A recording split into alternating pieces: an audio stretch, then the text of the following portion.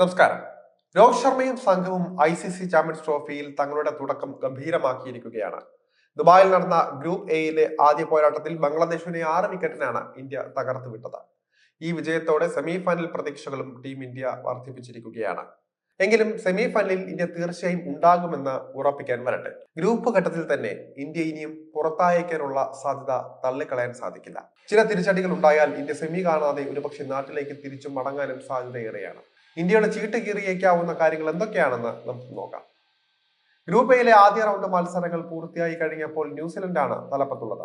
ഓരോ മത്സരം വീതം ജയിച്ച ഇന്ത്യക്കും ന്യൂസിലൻഡിനും 2 പോയിന്റ് വീതമാണ് ഉള്ളത്. എന്നാൽ മികച്ച നെറ്റ് റൺ റേറ്റ് ആണ് ഒന്നാം സ്ഥാനത്തേക്ക് കയറാൻ അവരെ സഹായിച്ചത്. ഉദ്ഘാടന മത്സരത്തിൽ പാകിസ്ഥാനെ 60 റൺസിന് തകർത്തുവിടാൻ ന്യൂസിലൻഡിന് സാധിച്ചിരുന്നു. ഇതാണ് നെറ്റ് റൺ റേറ്റിൽ ഇന്ത്യയെ ഓവർടേക്ക് ചെയ്യാൻ കിവികൾക്ക് തുണയായത്. ന്യൂസിലൻഡിന്റെ നെറ്റ് റൺ റേറ്റ് +1.200 ആണ്. എന്നാൽ ഇന്ത്യയുടേതാകട്ടെ +0.408 ആണ് വരുന്നത്.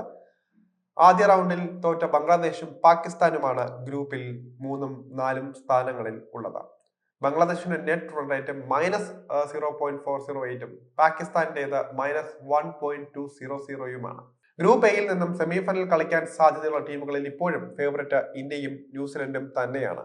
പക്ഷേ 2 നിർണായക മത്സരങ്ങൾ ഇനിയും ഉള്ളതിനാൽ വലിയൊരു ട്വിസ്റ്റ് സംഭവിക്കാനുള്ള സാധ്യത ഇനിയും തള്ളിക്കളയാൻ സാധിക്കില്ല. ശേഷിച്ച 2 മത്സരങ്ങളിൽ ഒന്നിൽ ജയിക്കുക എന്നതാണ് സെമിയിലേക്ക് എത്താൻ ഇരു ടീമുകളും ചെയ്യേണ്ടത്. ഇന്ത്യയുടെ ഇനിയുള്ള കളികൾ ഞായറാഴ്ച ചിരവൈരികളായ പാകിസ്ഥാനെതിരെയും മാർച്ച് 2-ന് ന്യൂസിലൻഡിനെതിരെയുമാണ്. ന്യൂസിലൻഡ് ആകട്ടെ 24-ന് ബംഗ്ലാദേശിനെയും തുടർന്ന് ഇന്ത്യയെയും നേരിടും. പാകിസ്ഥാനുമായുള്ള അടുത്ത സൂപ്പർ പോരാട്ടം ജയിച്ചാൽ ഇന്ത്യക്ക് സെമി ഫൈനൽ കളിക്കാം. എന്നാൽ ഇതിൽ തോറ്റാൽ ന്യൂസിലൻഡുമായുള്ള അവസാന മത്സരം ഇന്ത്യക്ക് ഡു ഓർ ഡൈ പോരാട്ടമായി മാറും. സെമിയിലെത്തണമെങ്കിൽ കിവികളെ ഇന്ത്യക്ക് തോൽപ്പിക്കേണ്ടതായും വരും. എന്നാൽ ന്യൂസിലൻഡിനെതിരെയും ഇന്ത്യക്ക് ജയിക്കാനായില്ല എങ്കിൽ ഇന്ത്യക്ക് മറ്റ് മത്സരഫലങ്ങളെ ആശ്രയിക്കുകയല്ലാതെ മറ്റ് വഴികളൊന്നുമില്ല.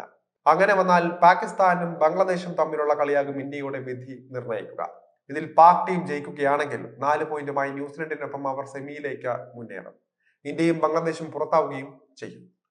എന്നാൽ ഇന്ത്യ അടുത്ത 2 മത്സരങ്ങളും തോൽക്കുകയും പാകിസ്ഥാനെ ബംഗ്ലാദേശ് ഞെട്ടിക്കുകയും ചെയ്താൽ കാര്യങ്ങൾ സങ്കീർണമാകും. ഇത് സംഭവിച്ചാൽ ഇന്ത്യ, പാകിസ്ഥാൻ, ബംഗ്ലാദേശ് എന്നീ 3 ടീമുകൾക്കും 2 പോയിന്റ് വീതമാകും.